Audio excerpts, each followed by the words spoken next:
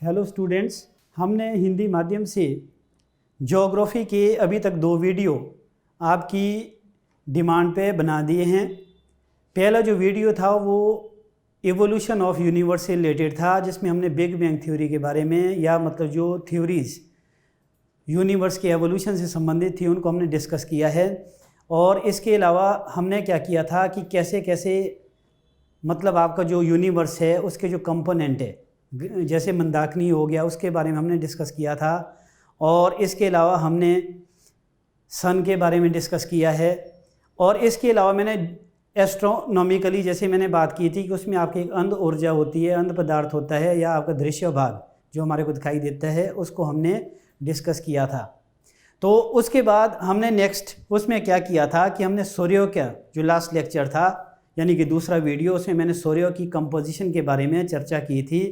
तो सूर्यों के बारे में मैंने ये बताया था कि कैसे वो भी एक मतलब गैसियस स्टेट में था जब आपका बिग बैंग वाला फिनोमिना हुआ, तो उसके बाद हमारा सन बन गया था। बनने के बाद आपका क्या हुआ कि इसमें बहुत सारे इसके जो फ्रेगमेंट्स थे वो हमारे प्लेनेट की फॉर्म में या ग्रह के रूप में विकसित हुए थे। तो वर्तमान समय में हमारे पास 8 ग्रह है, पहले हमारे पास 9 थे। प्लूटो को ग्रह की श्रेणी से बाहर कर दिया गया है। तो आज हम क्या करेंगे, इन ग्रहों के बारे में ही हम चर्चा करेंगे। तो इसमें आपका जो पहला ग्रह है वो बुध है और उसके बारे में हम डिस्कस करेंगे। उसके बाद हम वीनस के बारे में, अर्थ के बारे में यानी कि पृथ्वी के बारे में, शुक्र के बारे में, और मंगल हो गया, ठीक है, फिर आपका बृहस्पति हो गया, शनि हो गया, अरुण वरुण के बारे में चर्चा करेंगे। हिंदी माध्यम में थोड़ा सा ये नामों का दिक्कत है, इंग्लिश का भी मतलब मैं साथ में ही नाम लिख लूँगा। तो सबसे पहले इसमें मैं किसकी बात कर रहा हूँ मैं ग्रहों की बात कर रहा हूँ, सौर मंडल के ग्रह,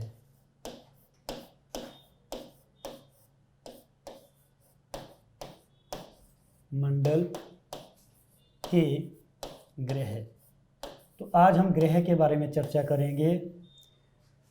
तो ग्रह के बारे में हमारे को ये पता है कि एक तो हम इसमें मैंने जैसे डिफरेंशिएशन की बात की है कि आपका ग्रह 2 तरह के हो सकते हैं, आंतरिक और बाह्य हो सकते हैं, ठीक है।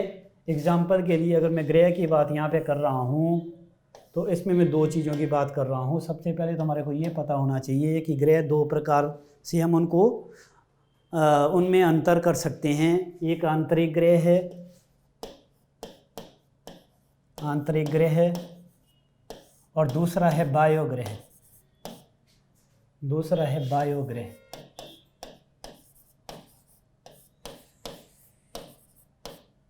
अब जो आंतरिक ग्रह है इसमें थोड़ा सा आपने अंतर हम कैसे करेंगे। आंतरिक ग्रह का मतलब क्या हो गया, ये वो ग्रह होते हैं ये सूर्य के नज़दीक होते हैं, सूर्य के नज़दीक, जबकि जो आपका बाह्य ग्रह है वो आपका सूर्य से दूर होंगे, सूर्य से दूर, ठीक है।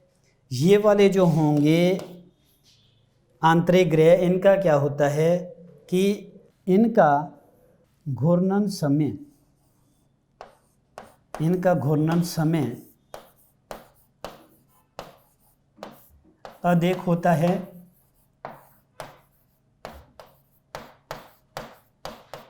जबकि इनका घूर्णन समय क्या होगा, कम होगा। यानी कि घूर्णन का मतलब क्या हो गया, अपने अक्ष में घूमने का जो समय होगा। इधर को अगर आंतरिक ग्रह की बात करता हूँ, इसका जो परिक्रमा समय है, क्योंकि घूर्णन समय इसलिए कम होगा क्योंकि सूर्य का मास ज़्यादा है, सूर्य का जो पुल है वो आपका तुलनात्मक दृष्टि से क्या होगा, इनके ऊपर पड़ेगा। तो जाहिर सी बात उनकी जो गति है उसमें काफ़ी परिवर्तन आ जाएगा, इसलिए इनका जो घूर्णन समय है वो आपका थोड़ा सा क्या हो जाएगा, मतलब अधिक होगा।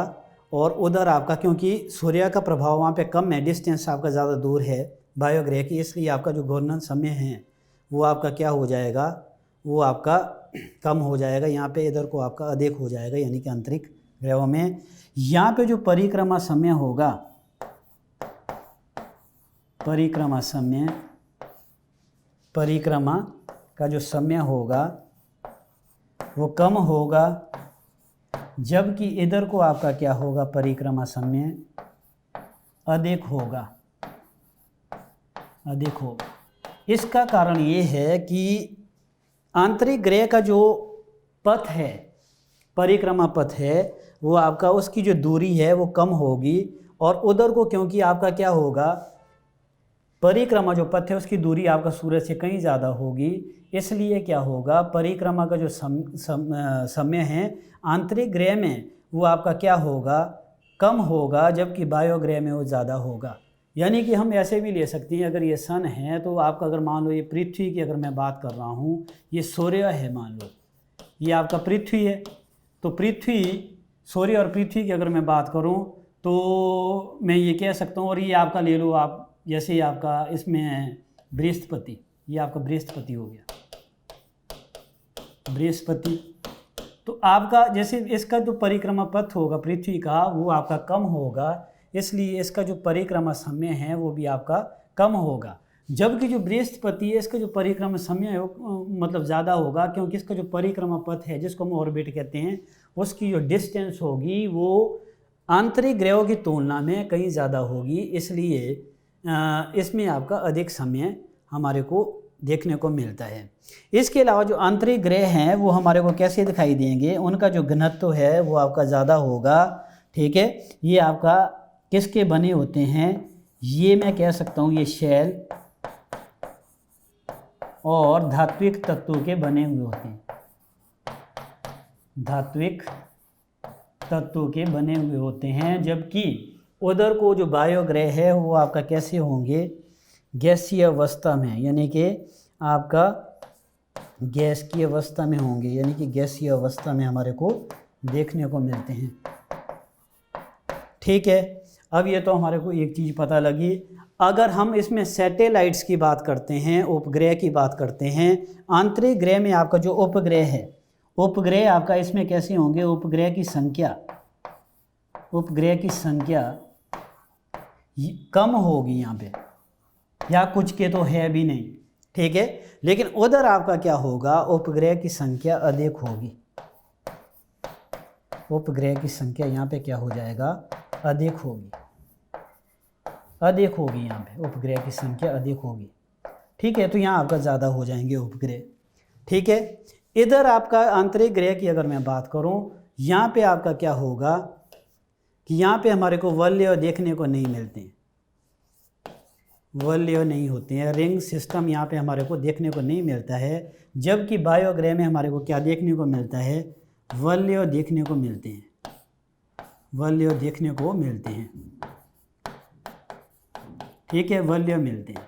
तो ये हमारे को पता लगा, ये आंतरिक और बाह्य ग्रह की मैंने बात की है, तो ये आपको थोड़ा सा पता होना चाहिए एग्ज़ाम के पर्सपेक्टिव से भी कि दोनों में क्या फ़र्क है, ठीक है। अब हम सीधा क्या करेंगे, अब मैं सिर्फ सीधा ग्रहों की बात कर रहा हूँ। तो अब ग्रहों में सबसे पहले आपको सभी को पता है मर्क्यूरी आता है, वो इंग्लिश के हिसाब से, हिंदी में हम उसको क्या कह देते हैं, बुध। तो अब हम बुध की बात करेंगे।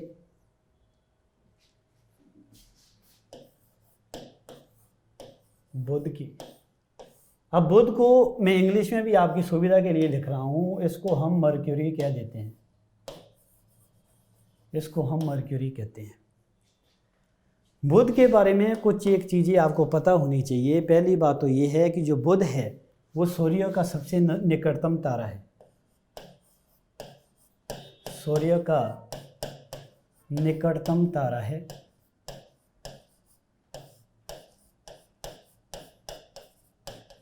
दूसरी बात इसमें हमारे को ये पता लगता है कि इसका कोई भी उपग्रह नहीं है, कोई भी उपग्रह नहीं है,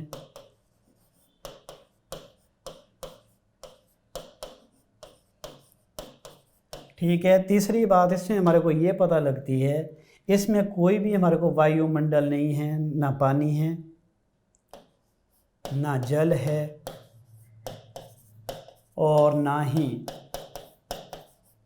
वायुमंडल है, वायुमंडल है। दोनों चीज़ें यहाँ पे हमारे को जल भी देखने को नहीं मिलता है और ना ही वायुमंडल देखने को मिलता है।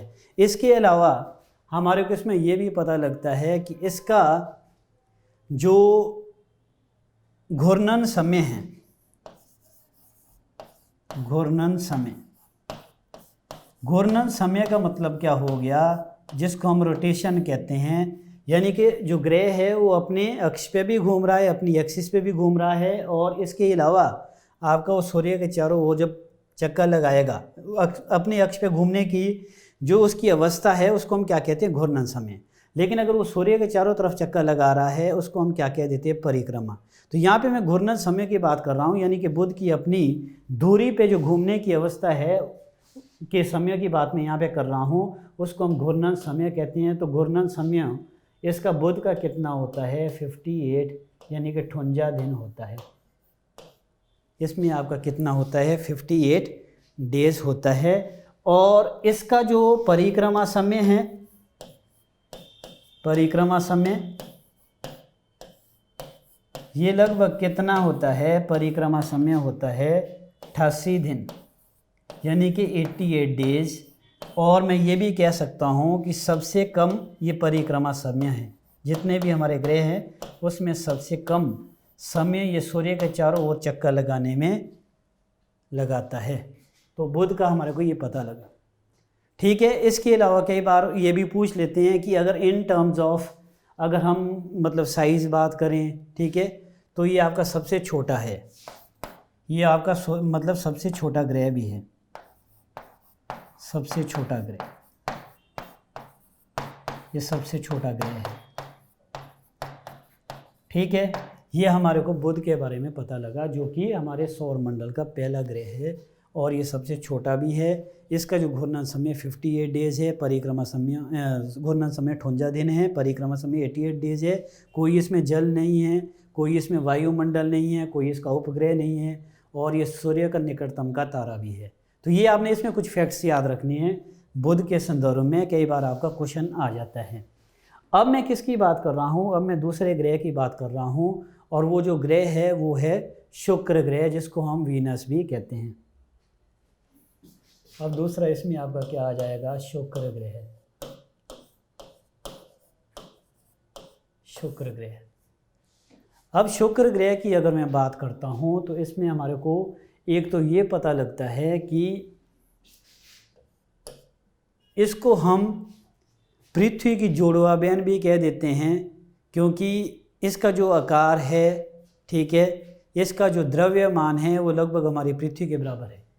तो एक तो इसको हम कह देते हैं सूर्य को, मतलब इसको हम कह देते हैं, ये में क्वेश्चन जो आपका आ जाता है, पृथ्वी का निकटतम का तारा है, पृथ्वी का निकटतम ग्रह है ये। दूसरा इसमें हमारे को ये पता लग रहा है कि इसको हम पृथ्वी की बहन भी कह देते हैं, पृथ्वी की बहन या जुड़वा बहन भी आपको कुछ बुकों में मिलेगा, इसको हम जुड़वा बहन भी कह देते हैं, पृथ्वी की जुड़वा बहन भी कहते हैं। इससे मतलब आपका किसकी बात हो रही है, शुक्र ग्रह की। इससे हम पृथ्वी की जुड़वा बहन भी कहते हैं। क्यों कहते हैं, क्योंकि इसका जो आकार है, इसका जो आकार है और द्रव्यमान जिसको हम मास कहते हैं, वो लगभग पृथ्वी के बराबर है, लगभग किसके बराबर है, हमारी पृथ्वी के बराबर है, ठीक है, पृथ्वी के बराबर है, ठीक है। और इसकी जो सबसे बड़ी खासियत है शुक्र की, ये अन्य ग्रहों की अपेक्षया आपका क्या होता है, उल्टा घूमता है, ठीक है। जनरली जो हमारे ग्रह है, जनरली जो मतलब आमतौर से जो हमारे सभी ग्रह हैं वो कैसे आपका घूमते हैं, कैसे घूर्णन करते हैं, वो हमेशा पश्चिम से पूर्व की ओर घूर्णन करते हैं। और ये जो हमारा ग्रह है यानी कि शुक्र, ये आपका कैसे घूमता है, ये पूर्व से पश्चिम की ओर घूमता है, पूर्व से पश्चिम की ओर घूमता है,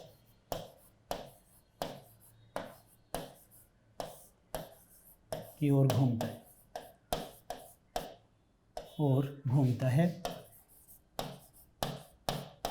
ठीक है। और मतलब ये मैं कह सकता हूँ अन्य ग्रहों से उल्टा, अन्य ग्रहों के विपरीत, के विपरीत। मोस्टली मतलब जो हमारे ग्रह है वो आपका कैसे घूमते हैं, पश्चिम से पूर्व की ओर, लेकिन हमारा जो शुक्र ग्रह है ये पूर्व से पश्चिम की ओर घूमता है। चौथी बात इसके बारे में ये कह सकता हूँ कि ये जो ग्रह है ये क्या करता है, इसको हम मतलब ये भी कह देते हैं सांझ का तारा या भोर का तारा भी कह देते हैं। इससे हम सांझ का तारा, सांझ का तारा या भोर का तारा भी कहते हैं, भोर का तारा।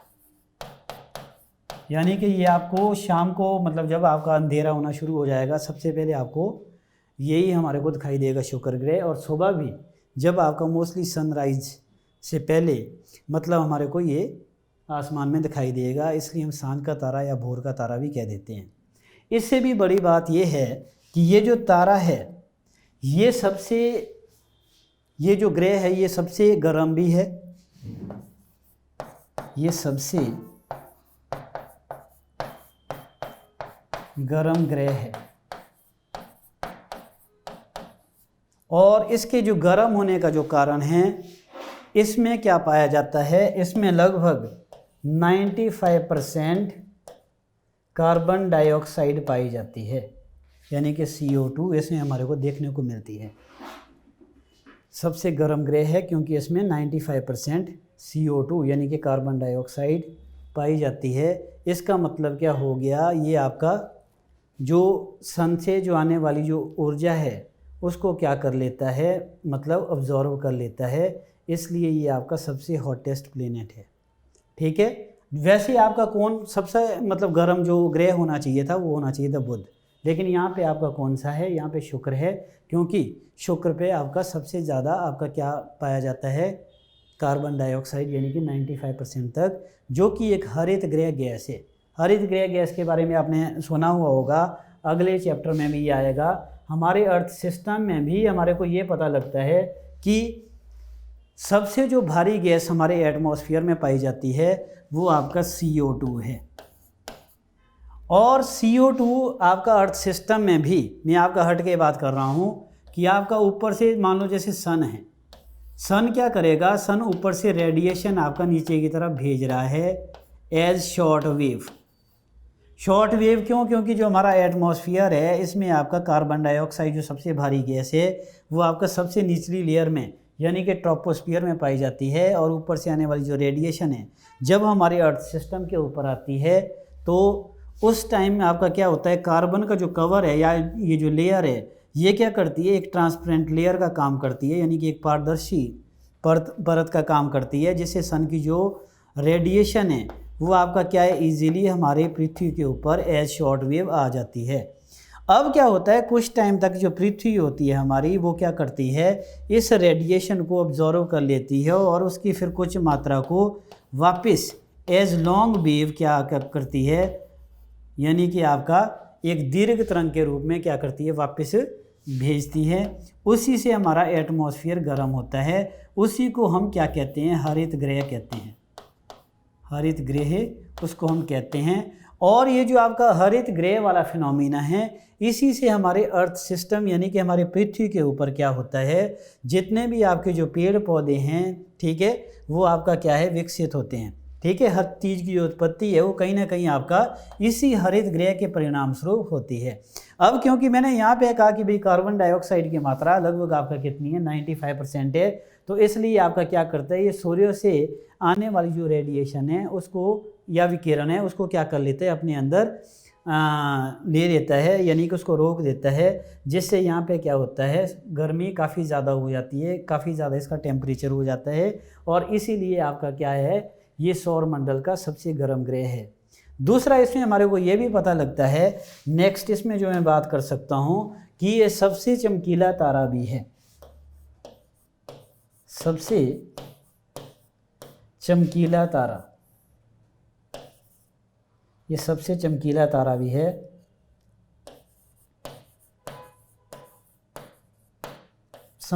तारा नहीं मतलब ग्रह है, सबसे चमकीला ग्रह है। अब ये सबसे चमकीला ग्रह है, और ये जो ग्रह है ये सबसे चमकीला क्यों है, क्वेश्चन आपके माइंड में ये आना चाहिए। तो इसमें हमारे को ये पता लगता है कि अर्थ सिस्टम से क्या होता है, अर्थ सिस्टम के ऊपर जो रेडिएशन आ रही है, ठीक है, उस रेडिएशन में क्या होता है, वो आपका अलग अलग एरिया में पहुंचती है। वो आपका कहीं माउंटेन के ऊपर भी पहुंचती है, कहीं आपका मतलब पोलर एरिया में भी पहुंचती है। इसके अलावा आपका कहीं डेजर्ट में भी पहुंचती है, कहीं आपका ग्रास में भी पहुंचती है। तो लेकिन ये आपका अलग अलग जो आपका एरिया है, वो चाहे मैं आपका ध्रुवीय क्षेत्र की बात करूं या पर्वतीय क्षेत्र की बात करूं, चाहे आपका जल या घास की या जंगल की बात करूं, तो सभी लोग क्या करते हैं, सूर्य से आने वाली कुछ जो रोशनी है या ऊर्जा है उसको रिफ्लेक्ट कर देते हैं। तो रिफ्लेक्ट उस करने का जो अमाउंट है या उसकी जो राशि है उसको हम क्या कह देते हैं, उसको हम एल्बिडो कहते हैं। तो एल्बिडो से ही हमारे को किसी ग्रह के चमकीलेपन का पता लगता है। जो ग्रह ज़्यादा मात्रा में सन से आने वाली उस ऊर्जा को या उस प्रकाश को ज़्यादा रिफ्लेक्ट करेगा तो वो आपका सबसे चमकीला होगा। तो सबसे ज़्यादा जो हमारा शुक्र ग्रह है वो क्या करता है कि सन से आने वाली ऊर्जा का ये सबसे ज़्यादा जो मात्रा है उसको परावर्तित कर देता है, उसको बाहर फेंक देता है। तो उससे हम क्या कहते हैं, एल्बिडो। तो यानी कि ये आपका क्या होता है कि लगभग आपका ये 75% तक, 75% तक ये क्या करता है, एल्बिडो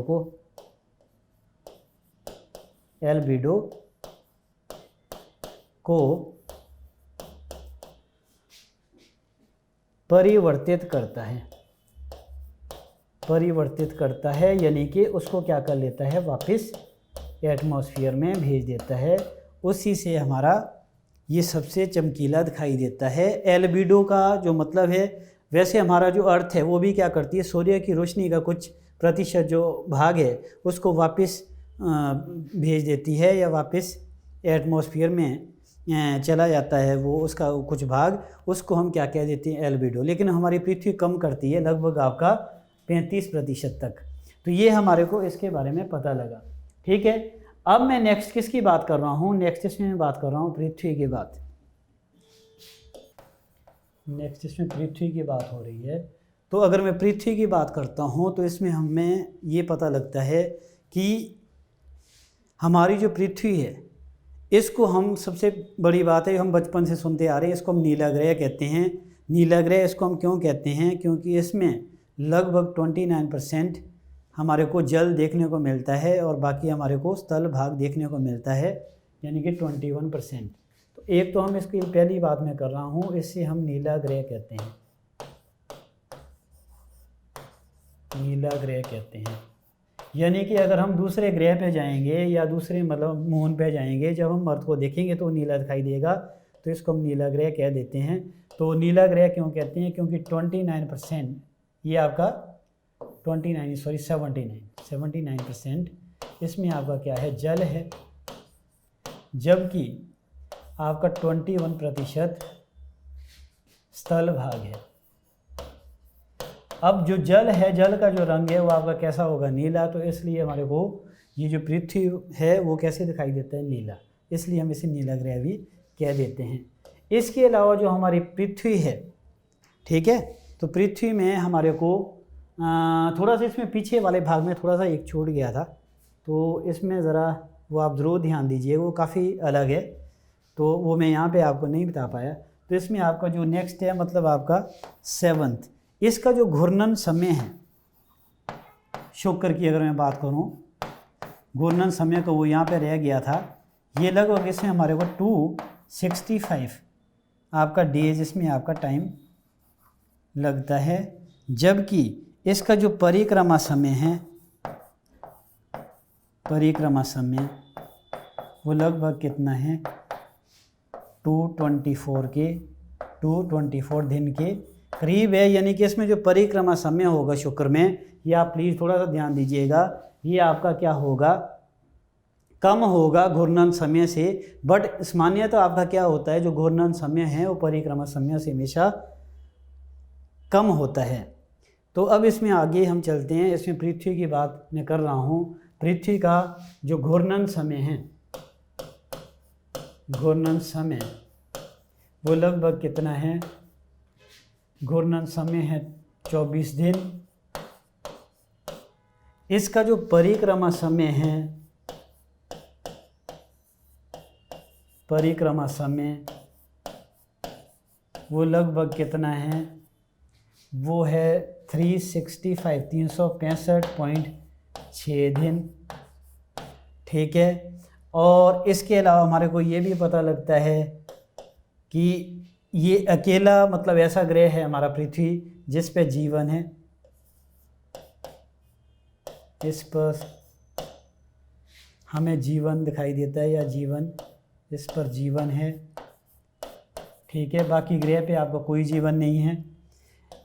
इसके अलावा हमारे को इसमें ये भी पता लगता है कि इसमें एक ओजोन की परत है जो सूर्य से आने वाली जो परावैंगनी विकिरणें हैं उससे हमारी रक्षा करती है।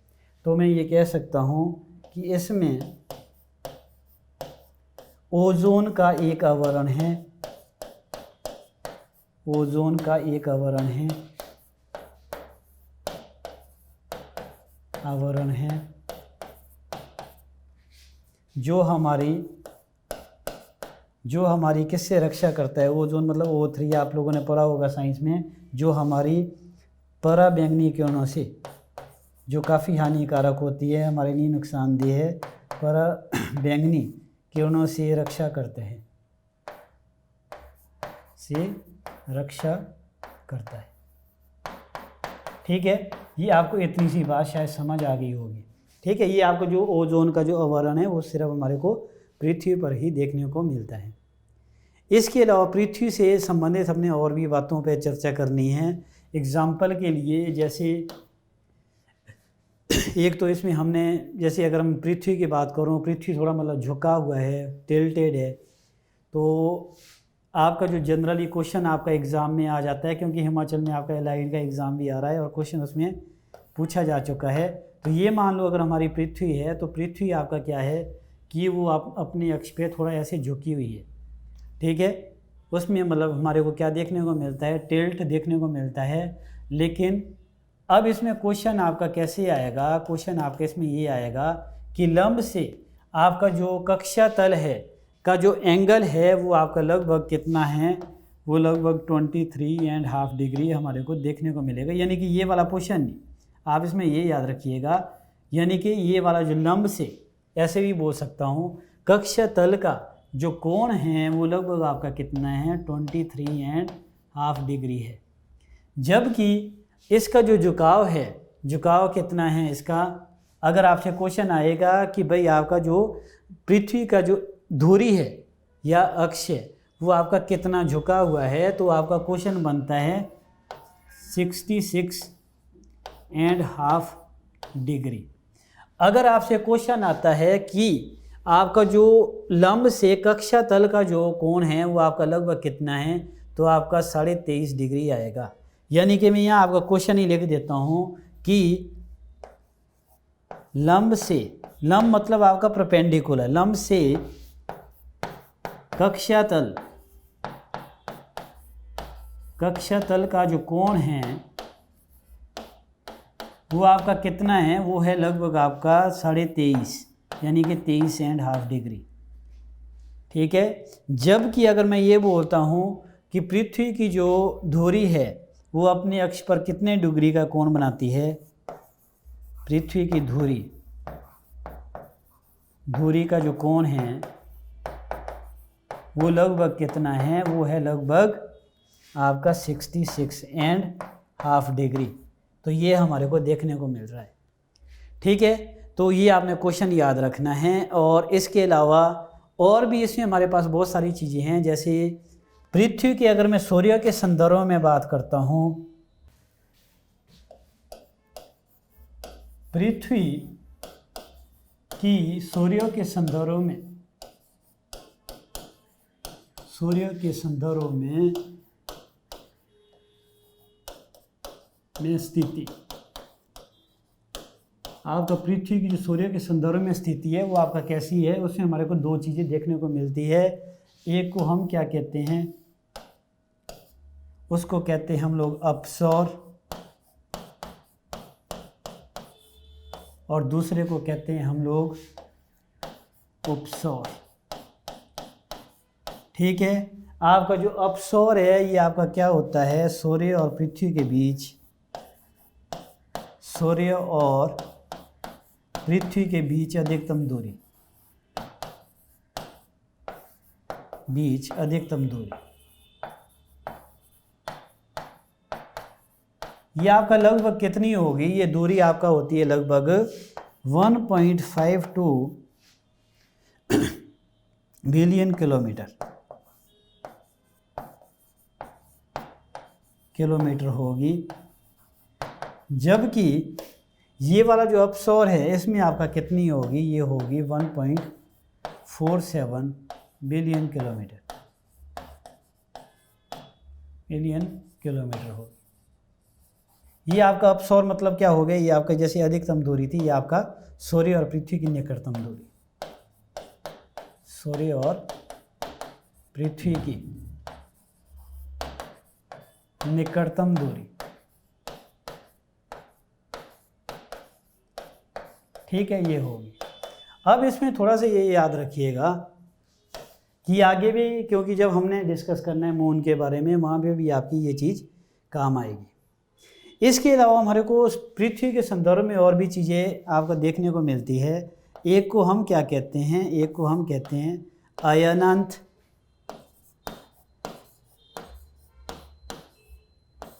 और दूसरे को हम क्या कहते हैं, उसको हम कहते हैं विषुव,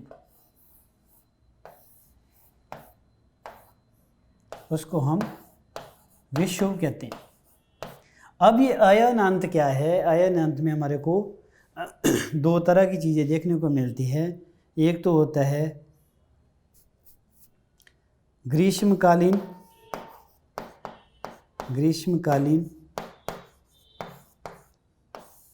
अयनांत, और दूसरा होता है आपका शीतकालीन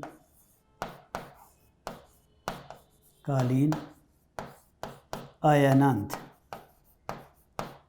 अब ये आपका जो अयनांत है, ग्रीष्मकालीन अयनांत, ये आपका क्या हो गया, मतलब अयनांत का मतलब आप समझे नहीं, इसका मतलब क्या हो गया, इसका मतलब है हमारी पृथ्वी पे एक परिघटना होती है, उसमें आपका सबसे बड़ा दिन और सबसे छोटा दिन का जो परिघटना है वो देखने को मिलती है। तो मैं ये कह सकता हूँ अयनांत का मतलब हो गया पृथ्वी पर सबसे बड़े दिन या छोटे दिन की परिघटना।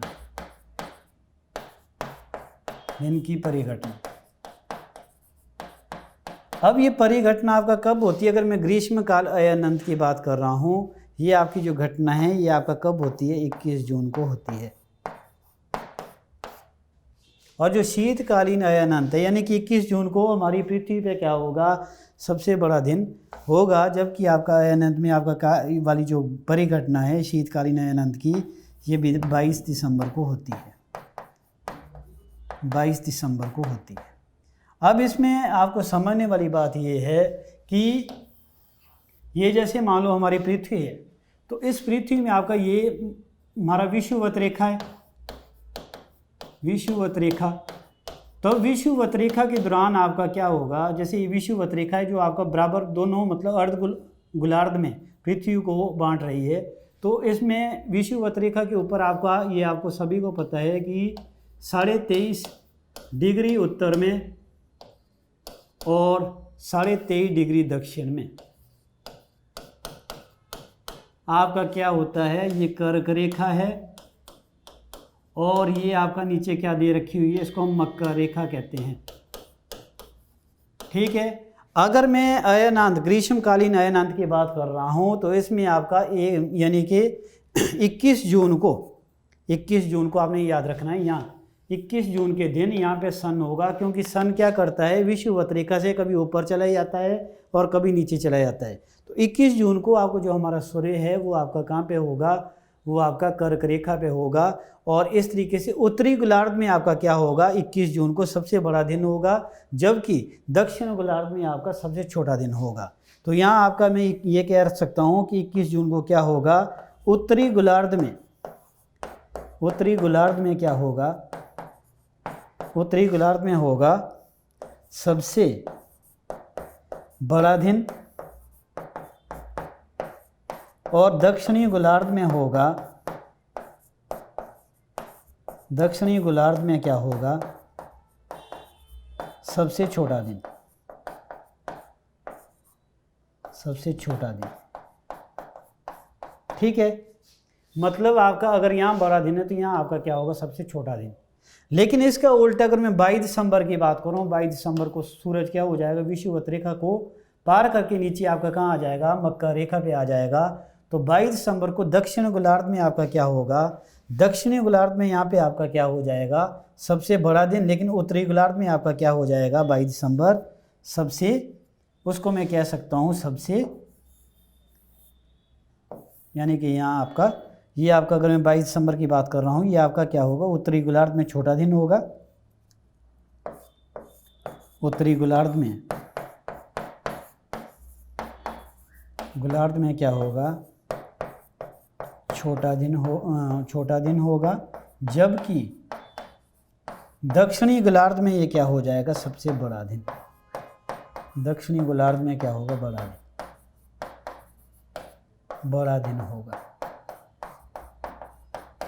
तो ये इसमें एक परिघटना है।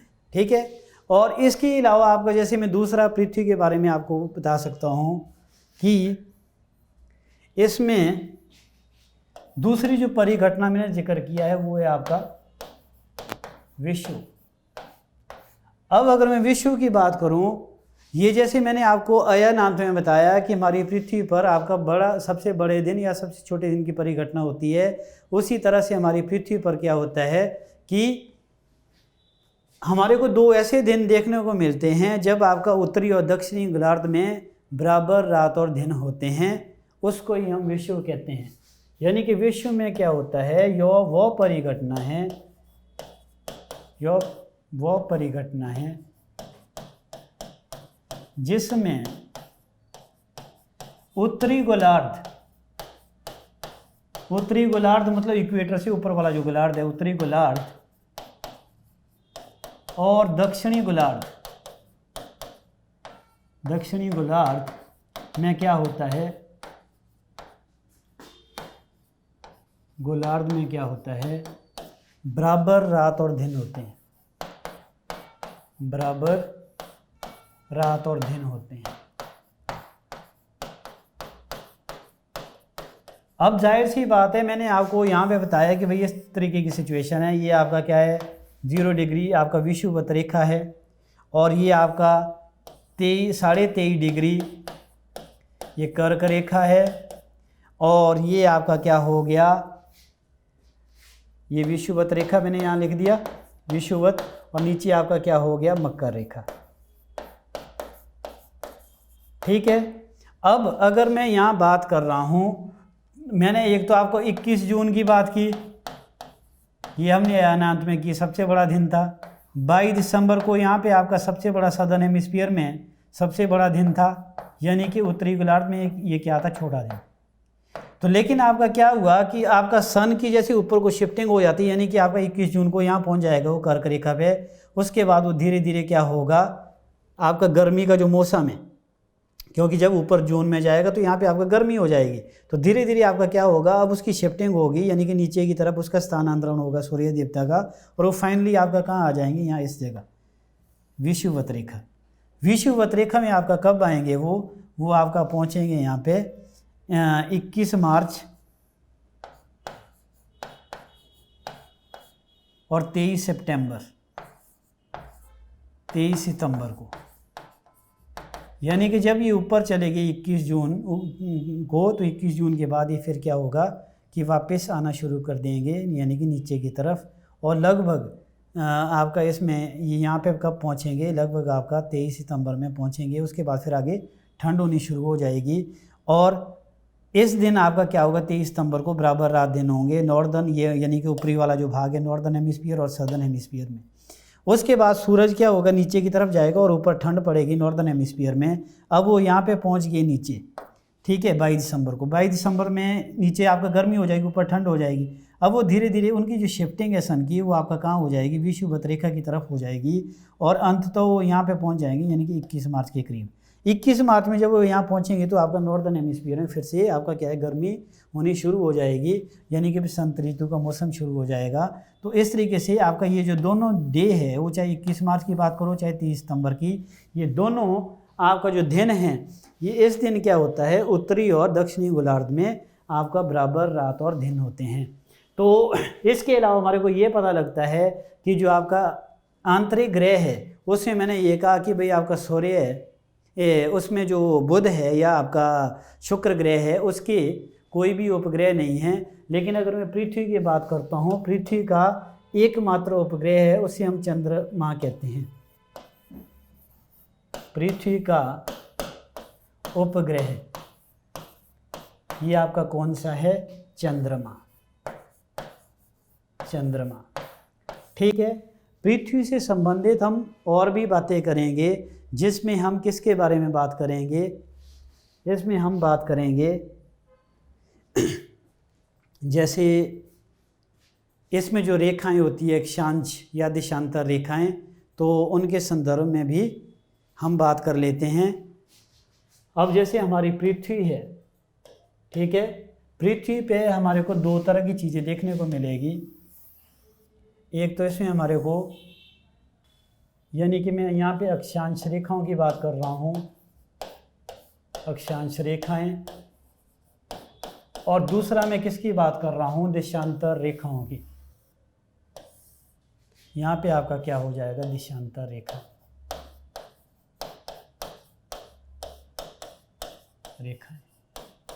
अगर मैं अक्षांश रेखाओं की बात करता हूँ, तो अक्षांश रेखाओं में हमारे को ये पता लग रहा है कि इसमें हमारे को, मतलब जैसे ये हमारी विषुवत रेखा है, विषुवत रेखा, विषुवत रेखा के समानांतर क्या होता है, ऊपर की तरफ इस तरीके से आपका रेखाएं इसके समानांतर हमारे को देखने को मिलती है।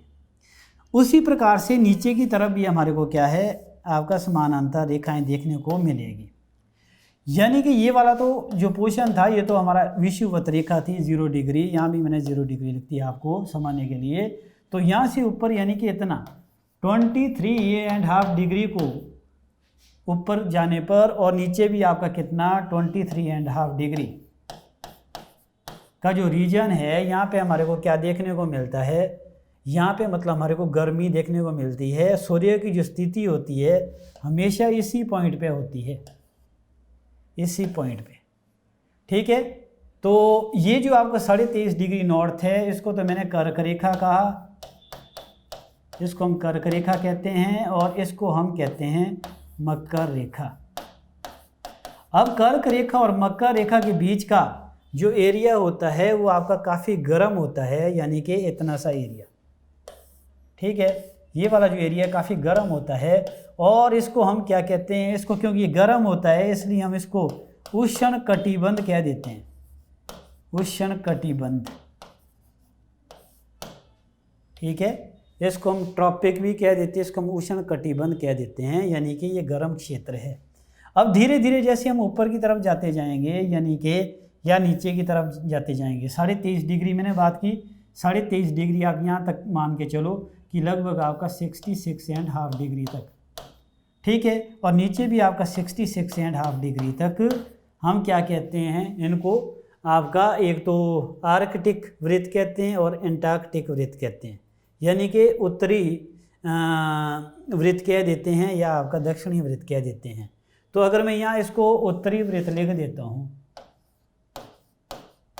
उत्तरी ध्रुवीय वृत्त, ध्रुवीय जो वृत्त है वो आपका लगभग 66.5 या 66.5 डिग्री पे आपका होता है। और दक्षिणी जो आपका ध्रुवीय वृत्त है, दक्षिणी ध्रुवीय वृत्त, ध्रुवीय वृत्त ये आपका कितने पे होता है, ये होता है हमारा 66 डिग्री, यानी कि ये आपका दक्षिण में है, दक्षिण ध्रुवीय वृत्त, मैंने यहाँ इसको लिख दिया। अब इन दोनों के बीच जो रीजन है यानी कि 23.5 और 66 डिग्री के बीच, यानी कि ये वाला जो एरिया है, ये वाला एरिया, और साथ में जो आपका ये वाला एरिया है इतना सा, इसको हम क्या कह देते हैं इसको, क्योंकि यहाँ इस एरिया में क्या होता है, गर्मी और सर्दी दोनों देखने को मिलती है। यहाँ पे तो सिर्फ हमारे को गर्मी ही देखने को मिलती है। तो यहाँ पे मतलब ये वाला जो एरिया है इसको हम शीतोष्ण कटिबंध कहते हैं, इसको हम शीतोष्ण कटिबंध कहते हैं, कटिबंध। इसी क्षेत्र में हम लोग रहते हैं। यहाँ पे आपका सर्दी गर्मी दोनों पड़ती है। ये भी आपका क्या हो गया, शीतोष्ण कटिबंध हो गया, शीतोष्ण कटिबंध। ठीक है, ये आपने याद रखना है, शीतोष्ण कटिबंध। ये इधर भी आपका शीतोष्ण है और इधर भी आपका शीतोष्ण कटिबंध है। ये आपका शीतोष्ण कटिबंध। शीतोष्ण का मतलब क्या हो गया, यहाँ पे सर्दी और गर्मी दोनों पड़ती है। जबकि अगर आप यहाँ से ऊपर तक देखें, आपका लगभग 90 डिग्री तक, 90 डिग्री तक, और नीचे भी आपका लगभग 90 डिग्री तक, क्योंकि जो लाइनें हैं आपका 0 डिग्री से अगर ऊपर को बात कर रहा हूँ या 0 डिग्री से नीचे की तरफ बात कर रहा हूँ, तो यहाँ पे भी हमारे को जो लाइनें हैं आपका ऊपर को भी कितनी होगी, कम से कम आपका 90 होगी और नीचे की तरफ भी 90 होगी, यानी कि 180 टोटल होती है, और इक्वेटर को लगा के वो आपका 181 हो जाएगी। तो यानी कि इतनी आपका जो 90 तक वाला ऊपर वाला जो रीजन है, ये वाला फर्दर यानी कि 66.5 डिग्री से लेकर 90 डिग्री तक, और नीचे भी आपका 66 और 90 डिग्री के बीच में जो आपका रीजन होगा उसको हम क्या कह देते हैं, उसको हम कहते हैं शीतोष्ण शीत कटिबंध, शीत कटिबंध, क्योंकि यहाँ पे आपका ठंड पड़ती है। ये आपका शीत कटिबंध हो गया, और ये वाला भी आपका क्या हो गया, शीत कटिबंध। अब ये जो शीत कटिबंध है, इस शीत कटिबंध से ऊपर ही आपका ये वाला रीजन है, इसको हम उत्तरी ध्रुव कहते हैं, इसको हम उत्तरी ध्रुव कहते हैं। जबकि नीचे वाले को हम क्या कह देते हैं, इसको हम दक्षिणी ध्रुव कहते हैं, दक्षिणी ध्रुव, इसको हम दक्षिणी ध्रुव कहते हैं। और आपने थोड़ा सा ये भी याद रखना है कि इसमें आपको जो अक्षांश रेखाओं की जो कुल संख्या होती है, अक्षांश रेखाओं की कुल संख्या कितनी होती है, लगभग 180 होती है। ठीक है, अब ये हमने इतनी सी चीज़ की है। अब नेक्स्ट जो वीडियो होगा हमारा, उसमें हम देशांतर रेखा के बारे में करेंगे, और हमारा जो पृथ्वी है, पृथ्वी के अंदर जो आपका चुंबकीय जो मैग्नेटिक फील्ड बनता है उसका क्या प्रभाव होता है, उसके बारे में हम डिटेल में चर्चा करेंगे। उसमें हम विस्तृत आपके साथ चर्चा करेंगे। तो आज के लिए बस इतना ही।